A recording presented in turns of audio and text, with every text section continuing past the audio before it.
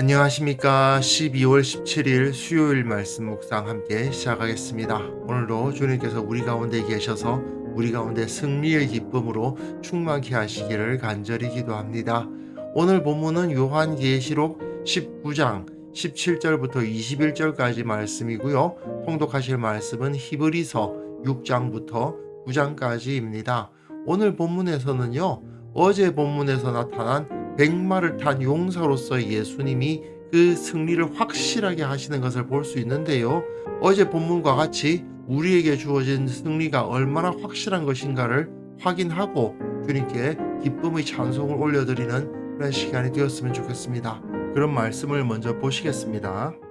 또 내가 보니 한 천사가 태양 안에 서서 공중에 나는 모든 새를 향하여 큰 음성으로 외쳐 이르되, 와서 하나님의 큰 잔치에 모여 왕들의 살과 장군들의 살과 장사들의 살과 말들과 그것을 단 자들의 살과 자유인들이나 종들이나 작은 자나 큰 자나 모든 자의 살을 먹으라.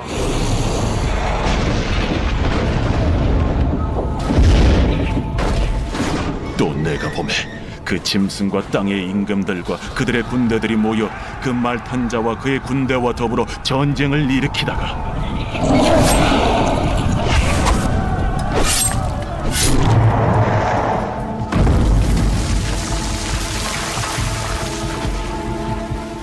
짐승이 잡히고 그 앞에서 표적을 행하던 거짓 선지자도 함께 잡혔으니 이는 짐승의 표를 받고 그의 우상에게 경배하던 자들을 표적으로 미혹하던 자라.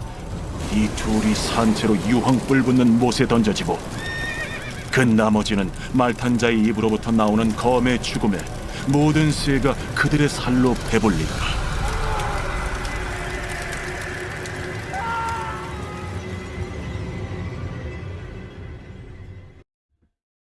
우리는 어제 본문에서 백마를 타신 주님께서 용사로서 서신 모습을 보았습니다.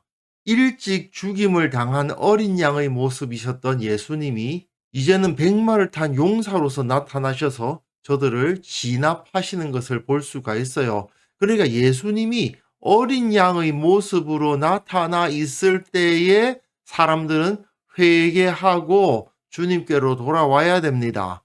만약에 주님께서 백마를 탄 용사의 모습으로 나타나시면 이미 기회는 없어지는 거죠. 심판밖에 안 남는 겁니다. 오늘 본문에서는 그 심판이 얼마나 확실하게 이루어지는가를 보여주고 있어요. 특별히 이 19장 11절부터 21장 8절까지의 내용에 그리스도께서 승리하시고 사탄은 패배한다는 것을 보여주는 부분인데, 어제 본문과 오늘 본문이 그리스도의 승리를 잘 보여주죠. 그야말로 압도적인 승리가 주어졌음을 보여줍니다. 또 내가 보니 한 천사가 태양 안에 서 있습니다. 이 태양 안에 섰다는 이 표현이 엔토헬리오인데요. 태양 안에라고 번역할 수도 있고 태양 위에라고 번역할 수도 있는 건데, 어쨌든 태양에 섰다라는 표현인데, 근데 이 천사의 위치가 가지고 있는 의미가 무엇인지가 좀 불분명합니다. 이것과 비슷한 표현이 어디서 나오느냐 하면 12장에서 나오거든요. 하늘에 큰 이적이 보이니 해를 옷 입은 한 여자가 있었죠. 태양을 옷으로 입었다라고 표현하고 있어요. 그런데 이 여자가 이스라엘과 교회, 하나님의 백성들을 나타내는 거잖아요. 그러니까 태양 안에 섰다라는 것 역시 해를 옷 입은 것과 같은 개념이 아니겠느냐라고 생각해서 하나님의 백성들이 승리한다는 것을 선포하기 위해서 천사가 태양 안에 섰다라고 해석할 수도 있고, 또 이후의 내용을 보시면요, 공중에 나는 모든 새를 향하여 큰 음성으로 외쳐 이르되 와서 하나님의 큰 잔치에 모여 왕들의 살과 장군들의 살과 장사들의 살과 말들과 그것들 탄 자들의 살과 자유인들이나 종들이나 작은 자나 큰 자나 모든 자의 살을 먹으라. 공중 나는 새들이 그 시체를 뜯어 먹으라고 말하고 있는데, 태양이 장렬하는 전쟁터에 시체들이 널브러져 있고 거기에 수많은 새들이 몰려와서 그 살을 뜯어먹는 그림이 떠오르도록 하기 위해서 이 천사가 태양 안에 섰다라고 말하는 것이 아닐까, 그렇게 볼 수도 있습니다. 그리고 또한 이 태양이라는 자체를 공중의 중심점이라고 보는 거예요. 그래서 공중의 중심점에 선 천사가 공중의 모든 새들에게 명령해서 이 하나님의 큰 잔치에 참여하라. 근데 이 잔치가 어떤 잔치예요? 그리스도의 대적들의 시체를 뜯어먹는 잔치죠. 이렇게 태양 안에 천사가 서 있다는 것이 다양하게 해석이 됩니다만은 여하튼 패배자의 입장에서 보면 그야말로 비참한 결과이고 승자의 입장에서는 그야말로 완벽한 승리죠. 전사자들의 시체를 새들이 파먹는다는 것은요, 전멸을 의미하는 겁니다. 아무리 전쟁에 졌다 하더라도 전우의 시신을 수습하는 것은 어느 시대에나 마찬가지로 상식적이고, 승자들이 패자들이 자기들의 전우의 시신을 수습하도록 허락해 주는 경우도 많거든요. 그런데 완전히 전멸을 당하면 어떻게 됩니까? 그 시신을 수습할 자가 없잖아요.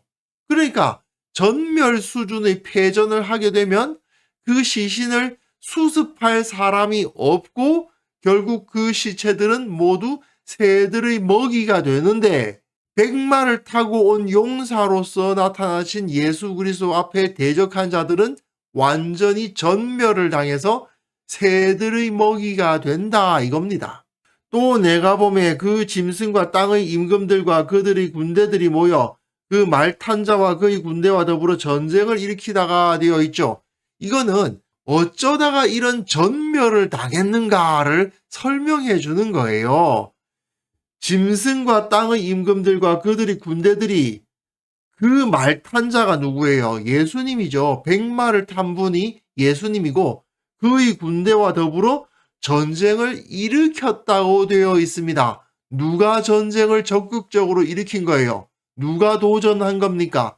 예수님이 찾아가셔서 그들에게 전쟁을 거신 것이 아니고 땅의 임금들과 짐승과 그들의 군대들, 예수님을 대적하던 자들이 함께 힘을 합하여 예수님의 권세에 대적하다가 그 모양이 됐구나 하는 것을 알게 해요. 결국은 짐승이 잡히고 그 앞에서 표적을 행하던 거짓 선지자도 함께 잡혔으니, 이거는 제가 본문이 너무 길어서 인용을 하지 않았습니다만은 계시록 13장에 나와 있는 내용이죠. 표범과도 같고 곰과도 같고 사자와도 같은 짐승과 어린 양과 같이 생긴 짐승이 나오지 않습니까? 여기서 이 짐승은 정치 권력을 상징하는 것이고, 표적을 행하던 거짓 선지자, 어린 양의 모습으로 나타난 짐승은 그 당시의 거짓 종교 지도자들을 말하는 거죠. 즉 정치 권력과 종교 권력이 예수 그리스도의 권세 앞에 잡힌다는 겁니다. 이는 짐승의 표를 받고 그의 우상에게 경배하던 자들을 표적으로 미혹하던 자라. 이 둘이 산채로 유황불 붙는 못에 던져졌다. 짐승의 표 666 말하는 거죠. 사람을 하나님으로 삼아서 황제 숭배를 하고 그것을 옳다구나 하고 옆에서 박수를 치던 정치 지도자들과 종교 지도자들이 다 붙잡혀서 유황불 붙는 못에 던져진다라고 표현하고 있는데, 결국은 그 정치 권세와 종교 권세가 망한다라는 것을 보여줍니다. 그리고 그 나머지는 말 탄 자의 입으로부터 나오는 검에 죽는다. 말 탄 자 예수님인데 그 입에서 나오는 검, 말씀의 검이죠. 말씀의 검에 의해서 그들이 모두 진압된다는 겁니다. 복음이 전해지고 그것을 받아들이는 사람들은 회개함으로써 하나님의 나라로 들어오고, 받아들이지 않는 자들은 영원한 심판을 받게 되죠. 그래서 모든 새가 그들의 살로 배불리더라. 저들이 완전히 전멸을 당하고 그중 어느 누구도 그 시신을 수습할 수 있는 자가 없더라. 세상의 악한 권세는 이렇게 전멸을 당하더라. 그 말입니다. 사실 오늘 본문은 굉장히 좀 잔인한 느낌이 들죠. 태양 안에 선 천사가 공중의 새들에게 외치는 이 소리 자체가 좀 잔인하지 않습니까? 하지만 예수 그리스도의 권세에 항거하여 전쟁을 일으키는 자들의 결국이 어떻게 되는가를 너무나도 선명하게 보여주는 것은 분명하죠. 예수님을 대적하는 자는 그가 왕이건 장군이건 장사들이건 말을 탄 군병들이건 자유인이건 종이건 작은 자건 큰 자건 간에 모두 다 영원한 유황불의 심판으로 떨어지게 되어 있는 겁니다. 예수님을 대적하는 자들에게 놓여 있는 결말은 전멸당하고 영원한 심판 가운데 들어가는 것밖에 없습니다.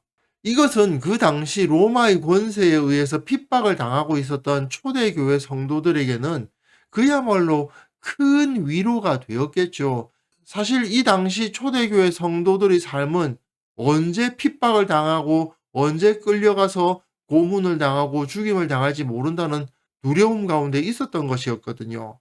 하지만 그들은 이러한 말씀을 통해서 끝까지 견디면 주님께서 결국에는 우리를 승리하게 하실 것이라는 사실을 확신하게 하는 말씀이었던 겁니다. 지금은 우리가 그런 핍박을 당하지는 않죠. 하지만 가끔은 그리스도인으로서 세상을 살아간다는 것이 좀 약하고 초라해 보일 때가 있습니다. 세상 사람들은 다 잘 나가는 것 같은데 예수 믿는 사람들은 왜 이렇게 초라하냐? 그런 느낌을 받을 때가 있죠. 하지만 이거는요, 우리가 하나님의 시각으로 우리의 삶과 우리가 살아가고 있는 이 세상을 보지 않기 때문에 느껴지는 거죠.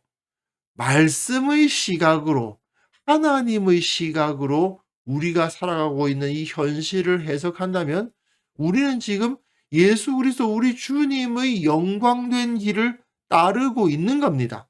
그리고 결국은 승리할 수밖에 없는 확실한 길 위에 서 있는 거예요. 지금 이렇게 적들은 완전히 전멸을 당할 것이다 라는 말씀이 주어지고 있지 않습니까? 그러므로 우리는 두려워할 필요가 없는 거죠. 문제는 지금도 살아계신 주님께서 우리와 함께 하신다는 이 믿음을 우리가 온전히 붙잡지 못했을 때에 계속 우리의 믿음이 흔들리고 세상이 더 좋아 보이고 우리의 현실이 초라해 보이는 그런 문제 가운데 놓이는 것 같습니다. 그래서 이 시간 함께 기도하실 때에는요, 주님께서 승리하셨다는 사실을 온전히 믿게 하시고 결코 흔들리지 않게 하옵소서. 우리 교회의 모든 성도들이 이 승리를 믿으면서 서로를 격려함으로 말미암아 흔들리지 않는 공동체로 성장해 나갈 수 있도록 도와주옵소서. 함께 기도하는 시간 가졌습니다.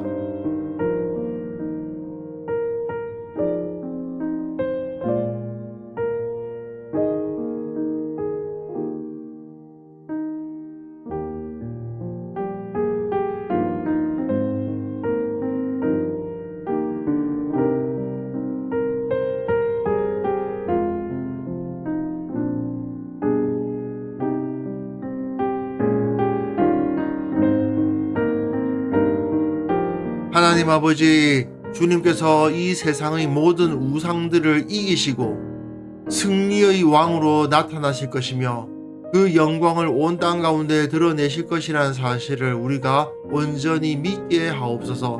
우리가 살아가고 있는 이 현실 가운데 참으로 믿음을 지키기가 가끔은 힘들 때가 있고 나 자신이 초라하고 연약해 보일 때가 있지만은 주님께서 우리를 강하게 하시고 우리를 붙들고 계신다는 사실을 의심하지 않음으로 말미암아 당당하게 세상을 살아나갈 수 있도록 도와주옵소서. 우리 교회 모든 성도들이 이 주님의 승리를 믿게 하시고 그 승리를 믿기에 서로를 격려하면서 믿음의 공동체, 흔들리지 않는 공동체를 이루어갈 수 있도록 주께서 은혜 베풀어 주시기를 원하옵고 바랍니다. 주님, 특별히 한국교회가 세상적으로 부유해지고 세상적으로 강해지기를 구하는 그런 어리석은 태도들 다 버릴 수 있도록 도와주옵소서. 오직 주님의 권세를 세상에 드러내는 공동체로서 살아계신 예수 그리스도의 공동체로서의 역할을 온전히 감당하게 하시고 그것을 통해서 세상에 진정한 빛을 던지는 구원의 공동체가 될 수 있도록 한국교회를 붙들어 주옵소서. 아버지, 오늘 하루도 주님께서 우리와 함께 하실 것을 믿습니다. 최종 승리를 주시는 주님을 믿으며 우리가 살아가는 이 삶 가운데서 무슨 일을 당하든지 간에 두려워하지 아니하고 걱정하지 아니하고 주님께서 승리하게 하실 것이라, 주님께서 내 인생의 주인이 되어 주실 것이라 믿으며 기뻐하며 찬송하며 주님께 감사하는 하루가 되게 하여 주옵소서. 주께서 우리와 함께 하실 것을 믿사옵고 예수님의 이름으로 기도합니다. 아멘.